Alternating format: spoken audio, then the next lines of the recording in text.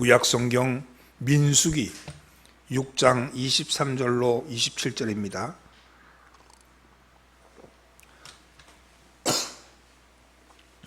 구약성경 민수기 6장 23절로 27절 말씀을 함께 봉독합니다.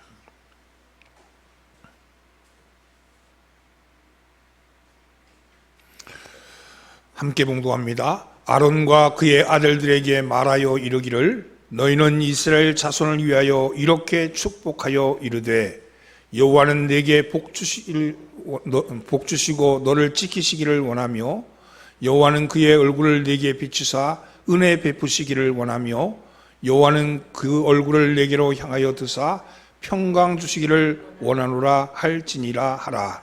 그들은 이같이 내 이름으로 이스라엘 자손에게 축복할지니 내가 그들에게 복을 주리라. 아멘. 할렐루야. 옆에는 인사 나누시죠. 잘 나오셨습니다. 앞뒤로 인사하면서 은혜 받읍시다. 영국의 어느 공원에 나무를 심었는데 12그루의 나무를 심고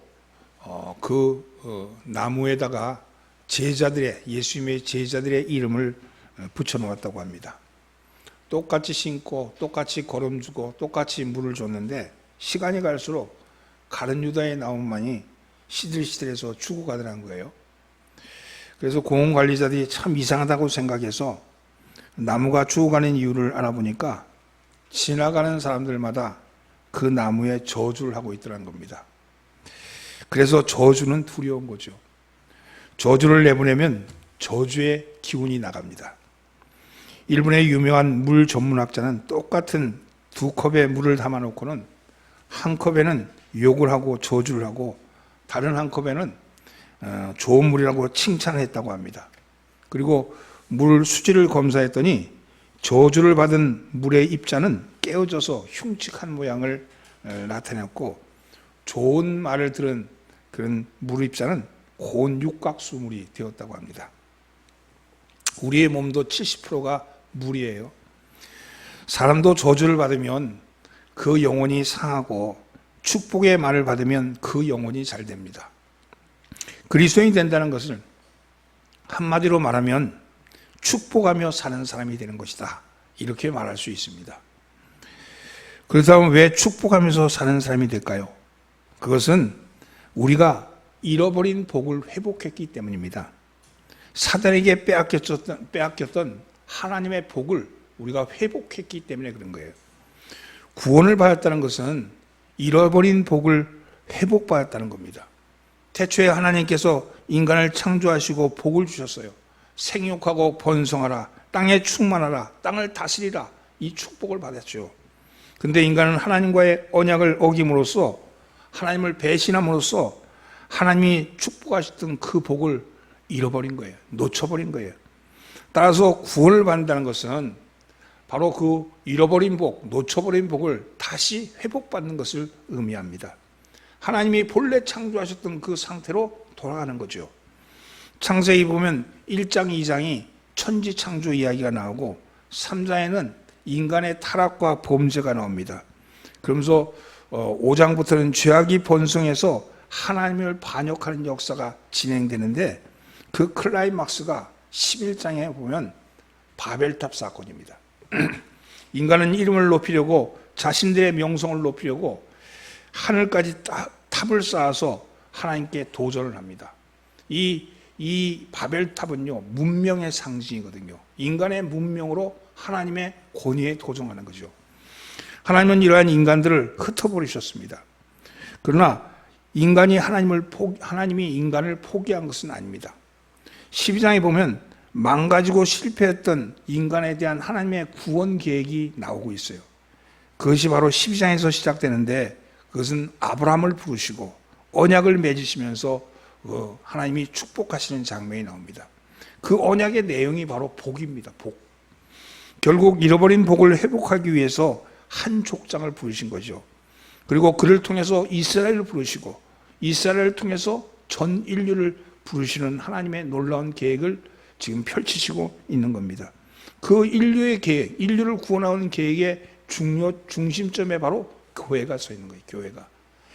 여러분, 하나님은 아브라함에게 말씀하기를 창세기 12장 2절에서 내가 너로 큰 민족을 이루고 내게 복을 주어 내 이름을 창대하게 하리니 너는 복이 될지라. 그러면서 그 다음에 나오는 3장에 이어서 나오는데 너를 축복하는 자에게는 내가 복을 내리고 너를 저주하는 자에게는 내가 저주하리니 땅의 모든 족속이 너로 말미암아 복을 얻을 것이니라. 이렇게 말씀하시는 거예요. 여러분, 하나님께서 주시겠다고 하는 복의 내용이 무엇일까요? 지금 아들이 하나도 없지만은, 지금 자식이 하나도 없지만 내가 네게 큰 민족을 이루게 하겠다.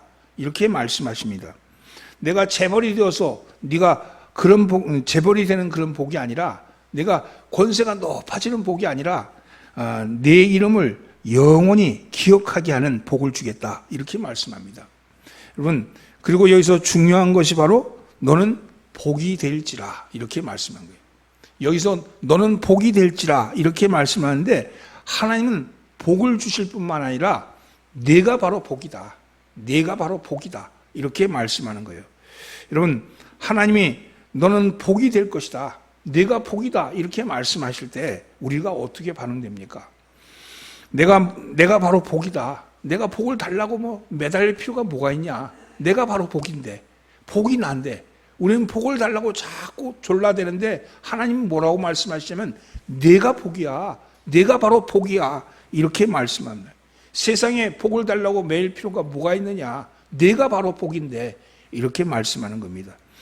하나님의 신인류 프로젝트의 핵심은 바로 내가 복이다는 이 한 가지 사실입니다. 그래서 나는 내가 복이기 때문에 더 이상 누구에게도 복을 구할 필요도 없고 복을 찾아다닐 필요도 없다. 이것이 믿음의 출발이라는 거예요. 내가 구원받은 게 내가 바로 복이다 하는 그런 믿음입니다. 그런데 내가 복이라고 말씀하시면서 너는 그 복을 잃은 사람들에게 유통해라, 나눠줘라, 이렇게 말씀하는 겁니다. 우리가 복을 받았다면 그 복을 나눠주라고 그렇게 말씀하는 겁니다. 하나님은 모든 사람이, 모든 인류가 복을 회복하기 위해서 복을 받은 사람에게 축복하라고 그렇게 말씀하는 거예요. 이것이 오늘 본문의 핵심입니다. 민수기 6장 23절의 말씀입니다. 함께 봉독하죠. 아론과 그의 아들들에게 말하여 이르기를 너희는 이스라엘 자손을 위하여 이렇게 축복하여 이르되. 지금 뭐라고 말씀하냐면 아론과 그의 아들들에게 말하여 이르기를 이렇게 얘기하잖아요. 인간 스스로에게는 나올 수 있는 복이 없습니다. 인간이 하나님의 언약을 어김으로써 인간은 저주를 받았기 때문입니다. 복의 원천은 하나님이십니다. 하나님은 저주받은 우리를 구원하셔서 복을 회복시킨 거예요. 그리고 하나님은 모든 사람에게 복을 주시기를 원하십니다. 그리고 그 복을 전달할 사람, 축복할 사람을 세우신 거예요. 그게 바로 제사장입니다. 그래서 오늘 본문에 보면 아론과 그 아들들에게 이렇게 말씀했는데, 하나님이 아론과 그 아들에게 이르기를 이렇게 말씀하셨는데, 이 아론과 그 아들들은 뭐예요? 제사장이죠. 제사장의 역할은 크게 세 가지로 나눌 수 있습니다. 첫째는 제물을 하나님께 바치는 것, 두 번째는 하나님의 말씀을 선포하는 것, 그리고 세 번째는 축복을 선포하는 일입니다. 이것이 제사장의 중요한 역할이고 거룩한 권리입니다. 특히 제사장의 역할 중에 중요한 역할이 바로 축복하는 거예요. 구약에서 하나님은 제사장을 축복의 전달자로 삼으셨고, 제사장은 여호와의 이름으로 축복하는 권한을 받았습니다. 이 제사장이 바로 창세기 12장에서 아브라함에게 언약한 내용을 성취하기 위해서 부름을 받은 사람들이에요. 아브라함의 언약을 성취하기 위해서 부름을 받은 사람. 너로 말미암아 모든 민족이 복을 받을 것이다. 너로 말미암아, 아브라함으로 말미암는데 그 아브라함으로 내려갔던 복이, 축복의 권한이 제사장에게 가 있다는 것이요. 그래서 아브라함에게 한 약속을 이루기 위해서 제사장을 세우셨습니다. 여기서 이 말씀 앞에 우리의 존재, 우리의 정체성을 살펴볼 필요가 있습니다. 베드로전서 2장 9절 말씀, 잘하는 말씀이죠. 우리를 향해서 뭐라 그러십니까? 오직 너희는 택하신 족속이요 왕같은 제사장들이요 거룩한 나라요 그의 소유된 백성이니. 여러분, 우리를 향해서 뭐라고 하냐면 택하신 족속이라 그래요. 이건 뭘 얘기합니까? 아브라함의 영적인 후손이다, 이렇게 말씀하는 거예요. 그리고 왕같은 제사장이라고 그렇게 말씀합니다. 우리를 하나님이 세우신 제사장으로 세우셨다는 거예요. 목사가 아니고 우리 모두 구원받은 사람이 제사장이라는 거예요. 왕같은 제사장, 이렇게 얘기합니다. 그런데 우리가 어떻게 제사장이 되었습니까? 여러분, 예수님 이전의 사람들은, 백성들이 하나님 앞에 나갈 수가 없었어요. 반드시 제사장을 통해서 나갔습니다. 성소에서 지성소로 들어가려면 대제사장만이 들어갈 수 있는 길이었습니다. 그런데 예수님께서 십자가에 못 박혀 돌아가시면서 대제사장만이 들어갈 수 있는 그 지성소에, 성소와 지성소를 나눴던 그 장막이 찢어져서 뚫혀버린 거예요. 여러분, 휘장이 갈라지고 지성소로 들어가시는 그 십자가가 뭐냐면, 십자가가 바로 휘장을 가르고 지성소로 들어가시는 대제사장인 예수님의 모습입니다. 그 대제사장을 따르는 우리는 바로 왕같은 제사장이라고 얘기합니다. 여러분, 여기 있는 여러분들이 주님이 그 지성소와 성소를 가렸던 휘장이 찢어짐으로 인해서 우리는 누구든지 그 십자가로 들어가신 주님을 따라 지성소로 들어갈 수 있게 되었다는 거죠. 그래서 아브라함에게 주신 복이 우리에게까지 흘러내려온 겁니다. 우리는 예수를 믿음으로 아브라함의 영적인 후손이 되었고, 그리고 아브라함의 복이 우리에게도 이미 임한 겁니다. 구원받은 우리는 영적으로 아브라함의 후손들이고 영적으로 상속권을 받은 사람들입니다. 우리가 받은 복은 세상이 빼앗아갈 수 없는 그런 복입니다. 이 신령하고 영원한 복은 안전합니다. 눈에 보이지 않지만 눈에 보이는 것으로만 세상을 판단하고 눈에 보이는 것을 가지고 복이라고 얘기했던 사람들에게 하나님이 우리에게 눈에 보이지 않는 복을 우리에게 주셨다는 거예요. 눈에 보이지 않는 복, 눈에 보이는 것과 눈에 보이지 않는 복을 가진 우리들이 이제 그 복을 어떻게 해야 됩니까? 이것을 가지고 이것을 좀 선포해야 된다고 말합니다. 바울은 이 세상의 모든 것을 다 잃어버린다 해도, 이 세상에 눈에 보이는 것을 다 잃어버린다 해도 예수 그리스도로만이 충분하다, 이렇게 말씀했습니다. 그러므로 이제 우리가 할 일이 있습니다. 우리의 사명이 있습니다. 땅의 모든 족속이 너로 말미암아 복을 받을 것이라, 이렇게 말씀하셨던 그 아브라함의 언약, 하나님이 아브라함에게 했던 그 언약을 우리가 이루어야 한다는 겁니다. 우리 모두가 복이 흘러가는 통로가 되어야 합니다. 우리는 축복의 통로입니다. 우리의 사명은 뭐냐? 축복하는 겁니다. 축복하는 것. 저주 아래 사는 사람들에게 축복을 선포하는 것입니다. 그것이 구약 제사장에게 명하신 사명이자 신약의 왕같은 제사장인 우리에게 주신 특권인 것입니다. 우리가 축복하면 하나님이 복을 주신다, 이렇게 말씀합니다. 27절 말씀입니다. 함께 봉독하죠. 그들은 이같이 내 이름으로 이스라엘 자손에게 축복할지니 내가 그들에게 복을 주리라. 그렇습니다. 내 이름으로 축복하면 복을 주신다는 거예요. 그러면 우리에게 어떻게 축복하시는가? 우리가 어떻게 축복해야 하는가? 축복이라는 것은 복을 비는 거잖아요. 복을 비는 거. 강복은 하나님 복을 주시는 거고, 축복은 복을 비는 거거든요. 내가 어떻게 그러면 빌어야 합니까? 축복의 내용이 24절에서 26절까지 나오는 내용입니다. 함께 봉독합니다. 여호와는 내게 복을 주시고 너를 지키시기를 원하며, 여호와는 그의 얼굴을 내게 비추사 은혜 베푸시기를 원하며, 여호와는 그 얼굴을 내게로 향하여 드사 평강 주시기를 원하노라 할지니라 하라. 이렇게 말씀하죠. 축도죠, 축도. 이게 축도입니다. 축도는요, 두 가지가 있는데, 하나는 오늘 지금 우리가 읽은 아론의 축도, 혹은 제사장의 축도라고 말합니다. 또 다른 하나는 고린도후서 13장 13절에 나오는 사도의 축도입니다. 여러분, 아론의 축도라고 하는 것은 모세가 하나님께로부터 받아 아론과 그 아들들에게 전하여 준 그 축도이기 때문에 아론의 축도다, 이렇게 말합니다.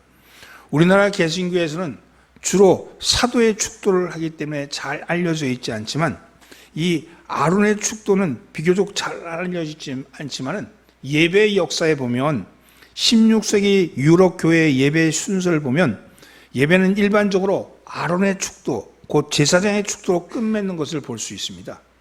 예를 들면 1537년 스트라스부르크의 독일 예배 의식과 1540년에 나온 스트라스부르크의 프랑스 예식 의식, 그리고 1542년에 제네바 예배 의식 등에 보면 상세한 지점에는 좀 서로가 다르지만 마지막 축도에 있어서는 모두가 아론의 강복선으로 끝나는 것이 동일합니다.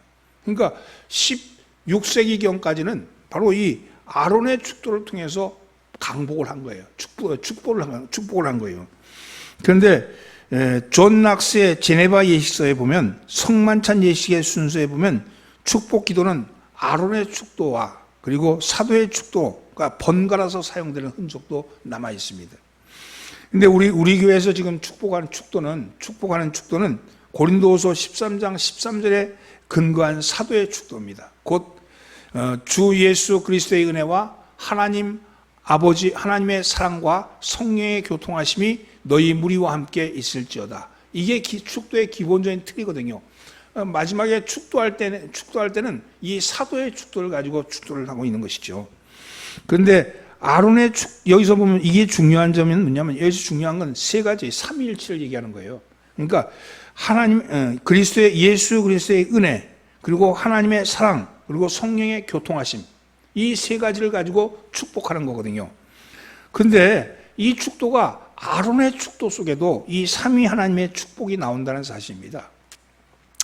축복은요, 하나님만이 할 수 있는 거잖아요. 근데 그 하나님이 삼위 하나님이야. 성부, 성자, 성령의 하나님, 그 하나님이 축복하는 거거든요.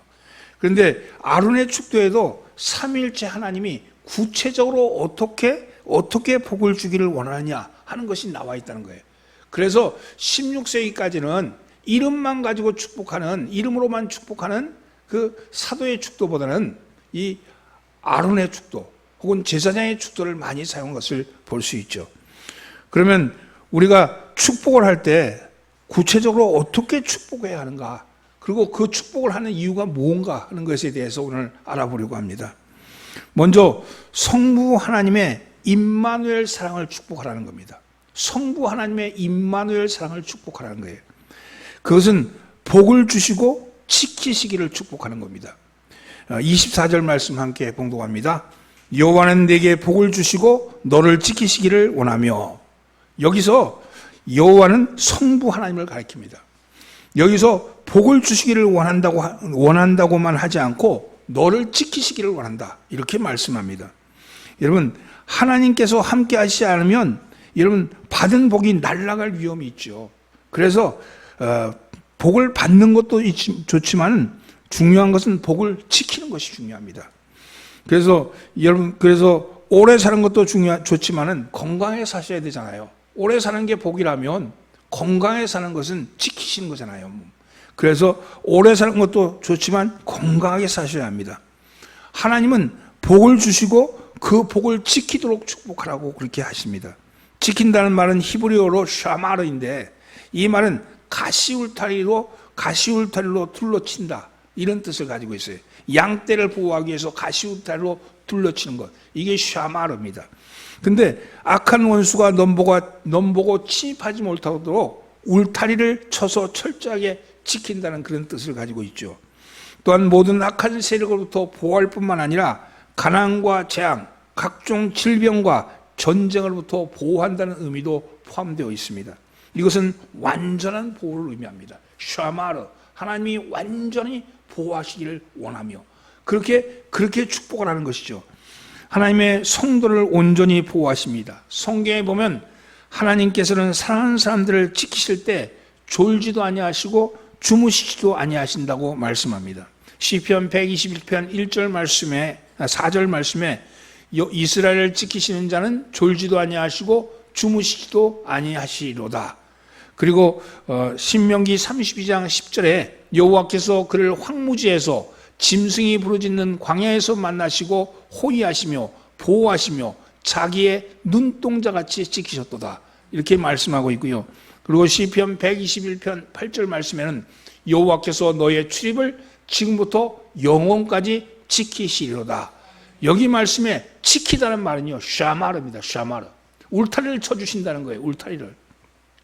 하나님께서는 잠시도 눈길을 다른 곳에 돌리지 아니하시고 영원히 철저하게 샤마로 해주신다는 거예요. 그것을 뭐라 그러냐?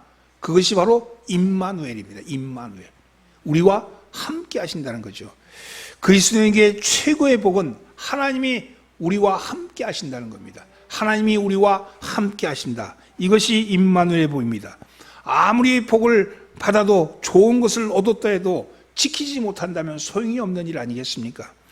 지켜주시는 것은 여호와의 복, 졸지도 주무시지도 아니하시고 이스라엘 백성을 지키신다는 임마누엘의 복이 가장 우선적인 복이죠. 아무리 돈을 많이 벌면 뭐예요? 세는 게 더 큰데. 예? 돈은 적게 벌어도 세는 게 막혀 있으면 그 사람이 부자요. 그렇잖아요? 하나님이 지켜주셔야 돼. 오늘 여러분 지킴을 받는 역사가 일어나기를 바랍니다. 요셉의 생애를 보면 거칠고 힘든 세월이었음에도 불구하고 하나님이 늘 함께 하시고 지켜주신 것을 알게 됩니다. 하나님만 함께 하시면 형들에게 팔려가도 되고 그 눈물의 길을 알고 보면 구원의 길이 되는 거죠. 노예가 되어도 비참한 그 길은 나중에 보면 지혜를 배우고 권력자를 접하는 기회의 길이 되었습니다. 하나님만 함께 하시면 오히려 집사로 인해서 어려운 일을 당하는 것이 능력을 인정받는 길이 되었다는 겁니다. 모함으로 감옥에 갇히는 것도 왕의 측근을 만나는 그런 길이 되었던 것. 그래서 그런 거 아니겠습니까? 하나님이 도우시느냐, 돕지 않느냐, 하나님이 지키시느냐, 지키지 않느냐, 함께 하느냐, 함께 하지 않느냐가 그것의 관건이라는 것이죠. 여러분, 우리가 그게 바로 하나님의 복받은 삶의 길입니다. 하나님이 지키시는 길, 하나님이 임마누엘 하시는 그 길이 하나님이 지키시는 일이에요. 여러분 서로에게 축복하십시오. 여러분 스스로에게도 축복하십시오. 하나님 지켜주세요. 하나님 보호해 주세요. 하나님 함께 해주세요. 여러분 자녀들에게도 하나님이 함께 해주세요. 하나님이 지켜주세요. 하나님 내 자녀가 임마누엘 하게 해주세요. 축복하라는 거예요. 축복. 여러분 그렇게 서로 축복하는 공동체가 되어야 합니다. 우리가 서로를 축복할 때 하나님의 복이 강복하시는 거예요. 왜냐하면 복을 주시리라 그러셨잖아요. 여러분에게 복을 주는 것은요, 우리에게 고난, 우리는 축복할 고난이 있는 거예요. 형제를 향해서, 자녀를 향해서, 가족을 향해서, 그리고 우리 교우를 향해서 서로 축복하는 여러분 되기를 주의 이름으로 축원합니다. 다음으로는요, 성자 예수님의 구원의 은혜입니다. 구원의 은혜. 하나님의 얼굴을 비추사 은혜 베푸시기를 축복하셔야 합니다. 25절 말씀입니다. 여호와는 함께 봉독합니다. 여호와는 그의 얼굴을 내게 비추사 은혜 베푸시기를 원하며. 여기 보면 여호와는 성자 예수님을 통한 구원의 은혜를 축복하라는 겁니다. 구원의 은혜를 축복하라. 은혜는 영어로 그레이스인데, 그래서 어떤 분은 영어로 은혜를 뜻하는 그레이스를 풀이해서 God's riches at Christ's expense 이렇게 얘기했어요. 앞에 있는 앞자만을 따가지고 God rich at 그리고 Christ's expense. 이 말은 무슨 말씀이냐? 그리스도의 희생을 통하여 얻게 된 하나님의 풍요다. 은혜가 그리스도의 희생을 통해서 얻게 된 하나님의 풍요다. 이렇게 말했습니다. 성자 예수, 하나님이신 예수 그리스도의 희생을 통해서 얻게 될 하나님의 풍요, 그것이 은혜라는 거죠. 여러분, 여기서 하나님의 얼굴이라는 말은 하나님의 거룩한 성품과 의지를 상징하는 것으로 하나님의 영광을 의미합니다. 하나님의 얼굴은 하나님의 영광이에요.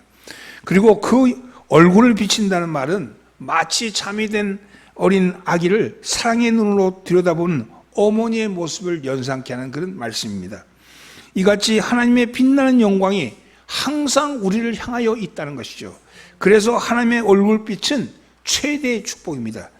은혜라는 말은 구약의 헤세드 혹은 헨이라고 표현되는데, 이것은 조건 없이 주시는 하나님의 사랑입니다. 은혜는 값 없이 주시는 선물이죠. 은혜는 우리의 행동에 따라서 주어지는 것이 아니라 하나님이 무조건 주어주시는 것입니다. 그래서 하나님의 은혜를 받으면 신분이 달라지고 환경이 달라집니다. 하나님의 밝은 빛이 비치면, 하나님의 얼굴빛이 비치면 우리의 어둠의 세계가 물러나갑니다. 걱정, 근심이 다 사라집니다. 저주의 세력이 물리칩니다. 악령의 세력이 물러갑니다. 우리의 행복을 빼앗건 불행하는 모든 세력이 다 물러나게 되어 있다는 거예요. 하나님의 얼굴빛이 우리에게 비치면, 하나님의 은혜가 우리에게 오면은 우리를 맡고 있던 저주의 모든 것들이 다 사라지게 된다는 겁니다. 그래서 우리는 하나님께 은혜를 달라고, 구원의 은혜를 달라고 특별히 그렇게 하나님 앞에 간구해야 합니다. 오늘 여러분 구원의 은혜를 간구하신 여러분 되기를 주의 이름으로 축원합니다. 끝으로 성령 하나님의 평강을 축복하라는 겁니다. 성령 하나님의 평강. 26절 말씀입니다. 함께 봉독합니다. 여호와는 그 얼굴을 내게로 향하여 드사 평강 주시기를 원하노라 할지니라 하라. 여기서 여호와는 교통하시는 성령님을 의미합니다. 우리 속에 내주하시면서 하나님과 교통하시는 성령님, 그 성령님이 우리에게 평강을 주신다는 거예요. 평강을. 여러분 여기서 여호와는 그 얼굴을 내게로 향하여 두사 평강 주시기를 원하노라. 그렇게 할지다. 이렇게 말씀하잖아요.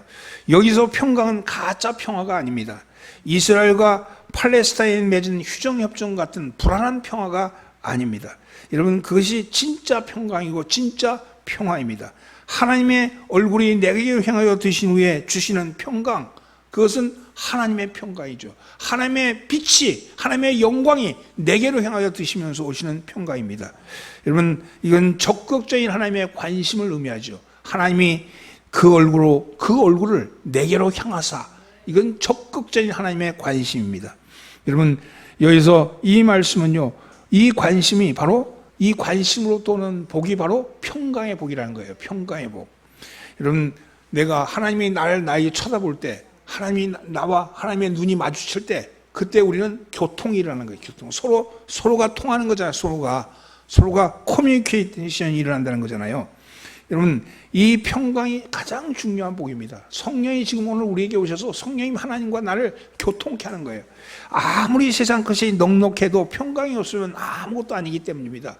하나님의 얼굴을 내가 돈이 많고 부자가 되고 그리고 권력이 있고 그런데도 불구하고 학식이 많다 할지라도 하나님의 얼굴을 내게서 돌리셨어. 그러면요 평강이 없는 거야. 평강이. 여러분 성령이 내 안에 오셔야지 평강이 있습니다. 여러분 평강, 성령 하나님이 내 안에 오심으로 인한 축복입니다. 성령이 내 안에 오셔서 나를 채우면 그때부터 내 안에서 변화가 서서히 일어나기 시작합니다. 성령이 내 안에 오시면 말씀이 내 안에서 자리 잡기를 시작합니다. 성령이 내게 오면요 말씀이 들리기 시작하는 거예요. 말씀이 들리기 시작해요. 그리고 성령이 내 안에 오시면 말씀과 상반되는 영에 대해서는 조심해야 합니다. 그것은 성령이 아니라 악령이기 때문이죠. 탐욕의 영이기 때문에. 성령은요 말씀과 함께 늘 움직이셔요. 이게 참 중요한 거예요. 말씀이 아닌, 하나님의 말씀이 아닌 것을 가지고 이렇다 저렇다 얘기하는 건 악령일 가능성이 크다는 거예요. 하나님은, 성령님은 말씀과 함께 움직이십니다. 말씀은 성령의 검이 되어서 내 안에 있는 악한 죄성에 대해서 부담을 주기 시작하는 거예요. 성령이 말씀의 검이 되어서 내 안에 있는 악한 그런 죄성에 대해서 부담을 주기 시작해요. 그것이 내가 생각했던 것이 그게 어둠이었구나 하는 것을 내가 알아차리게 됩니다. 내게 있는 것이, 그래서 내 안에 있는 죄악된 생각과 그리고 버릇과 습관들이요 성령의 검으로 도려내기 시작하는 거예요. 여러분 그리고 끊임없이 그리고 우리 속에 있는 흉악한 죄악이 둥지를 틀지 못하도록 그렇게 견관진을 그렇게 허물어내는 그런 작업을 시작하는 거죠.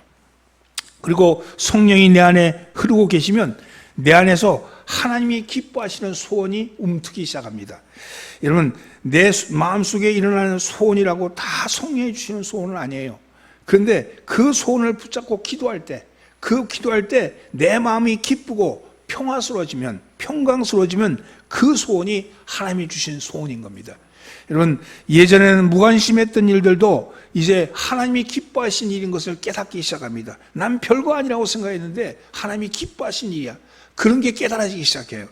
영혼의 구원의 문제가 이제는 하나님의 일이자 바로 나의 삶의 사명인 것을 깨닫게 됩니다. 그리고 그것을 위해서 기도하고자 하는 소원이 생기고, 그리고 그들을 위해서 그들에게 하나님 나라를 소개하고 싶은 소원이 생기기 시작합니다. 내 일생의 가장 중요한 비전이 무엇인가가 자리 잡기 시작하는 거죠. 하나님을 영화롭게 하는 것이 내 삶의 목표로 그렇게 자리 잡게 됩니다. 이것이 성화되는 과정이에요. 이게 성령이 우리 안에 교통하시면 우리 안에 있는 영이 살아나는 거예요. 영이 살아나면서 점점 하나님이 기뻐하신 모습으로 변화된다는 거예요. 그것을 사도 바울은 빌립보서 2장 13절에서 이렇게 말씀합니다. 너희 안에서 행하시는 이는 하나님이시니 그의 깊으신 뜻을 위하여 너희로 소원을 두고 행하게 하시나니, 이렇게 말씀해요. 우리 안에 소원이 생기는 거예요. 소원이. 여러분, 그전엔 내게 욕망이 나에게 자리 잡았는데 내 안에 소원이 생기기 시작하는 거예요. 그러면서 나를 변화시키는 거죠. 성령은 환경을 통해서 나에게 그 뜻을 드러내시기도 하십니다. 막으실 것은 막으시고 엎드려서 기다리게 합니다. 또 때로는 강제로 움직이기도 하십니다. 갈 길을 활짝 열어주시기도 하고 살짝 열어주시기도 합니다. 깊이 기도하면서 성령의 뜻에 민감하고자 했으면 하나님의 말씀과 소원과 환경을 통해서 우리를 한 걸음 한 걸음씩 인도하시는 하나님의 인도하심을 깨닫게 된다는 거예요. 내가 이미 누리고 있는 이 놀라운 하나님의 임마누엘의 복과 은혜와 평강을 내 주변의 이웃들에게 나눠주기를 여러분 바랍니다. 여러분 속에 그 축복을 하라는 거예요. 여러분, 하나님의 평강을 축복하라는 거예요. 여러분, 사랑하는 성도들은 축복이라는 게 뭡니까? 그것은요, 축복은 바라봐 주는 거예요. 바라봐 주는 거. 칭찬하고 인정하는 그것은 그를 주목하는 겁니다. 그를 바라보는 거죠.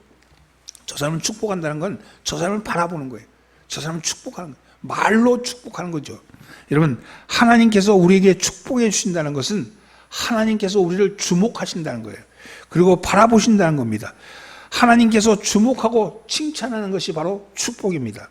하나님이 나를 아시고 나를 바라보고 계시다는 건 놀라운 일인 거죠. 여러분, 우리에게 제사장적 사명을 주셨어요. 그러면서 축복하라는 거예요. 축복하면서 말로 축복하지만 바라보라는 거예요. 그들을 바라보라는 거예요. 하나님이 행하시는 일을 보라. 하나님이 나는 입으로 축복하지만 하나님은 그 축복을 강복하신다. 내가 축복하면 내가 들어주겠다. 이렇게 말씀하시잖아요. 이런 놀라운 특권을 우리가 가지고 있는 거예요. 이 특권을 가지고 있는데 우리가 그 특권을 가지고 있으면서 불구하고 계속 달라고 그렇게 얘기한다면 하나님 뭐라 그러시겠어요? 내가 복을 빌어라. 내가 복을 빌어라. 내가 복을 빌으면 내게 주겠다. 이렇게 말씀하시잖아요. 사랑하는 성도는 우리는 축복의 권한을 가진 사람입니다. 여러분, 그 축복을 마음껏 활용하시는 여러분 되기를 주의 이름으로 축원합니다. 옆에 있는 사람 인사하면서 당신은 축복의 통로입니다. 말씀을 정리합니다. 하나님은 복의 근원이십니다. 구원은 복을 회복하는 겁니다. 우리가 구원을 받았다는 것은 복이 회복되었다는 거예요. 복이 회복한 우리는 복의 전달자, 복의 통로가 되어야 합니다. 하나님이 아브라함에게 주셨던 바로 너는 복이 될지라 이렇게 말씀하셨던 그 복이 우리에게 임한 거죠. 그러면서 복을 받은 우리에게 주신 사명은 구약시대에는 아론에게 주셨던 아론과 그 자손에게 주셨던 제사장으로 이어졌다면 신약시대에 와서는 예수 그리스도를 통해서 구원을 받은 우리, 영적인 아브라함의 후손이 된 우리에게 주신 그런 특권이죠. 우리가 왕같은 제사장이 된 우리에게 주신 특권입니다. 이제 그 특권을 마음껏 활용하셔야 됩니다. 우리가 축복의 통로로서 이웃을 축복하고 형제를 축복하고 자녀를 축복하고 우리 주변에 있는 사람들을 다 만나는 사람들을 다 축복하십시오. 저 사람이 저렇게 복을 받지 못하는 것은 저주 아래 놓여 있기 때문인데 그 저주를 풀어줘야 되잖아요. 그 저주를 끊어줘야 되잖아요. 그 저주를 끊어주는 힘이 누구에게 있냐는 거예요. 여러분, 하나님은 오늘 말씀을 통해 보면 내게 있다. 내가 복을 빌면 내가 강복하리라. 내가 축복하면 내가 강복하리라. 이렇게 말씀하시잖아요. 여러분, 그 복이 여러분에게 있기를 주님으로 축원합니다. 우리는 어떻게 축복해야 합니까? 삼위 하나님의 이름으로 축복해야 합니다. 먼저 하나님의 이름 임마누엘의 축복을 하라 이렇게 말씀하고요. 성령의 이름 은혜의 축복을 하라. 그리고 마지막으로 성자 하나님의 축복, 은혜의 축복을 하여라. 성령 하나님의 축복, 평강의 축복을 하여라. 이렇게 말씀합니다. 오늘 여러분 그 축복이 여러분들 속에 있기를 바라고 그 축복을 하시는 여러분 되기를 주님으로 축원합니다. 기도합니다. 살아계신 하나님, 저희를 축복의 통로로 삼으신 하나님의 이름을 찬양합니다. 삼위 하나님의 이름으로 이웃과 형제와 자녀와 우리의 주변에 둘러싸이는 모든 사람을 축복하게 하여 주옵소서. 축복의 고난을 주셨사오니 임마누엘의 축복을 하게 하시고 은혜의 축복을 하게 하시고 평강의 축복을 하게 하여 주옵소서. 우리를 구원하신 예수 그리스도 받들어 기도합나이다. 아멘.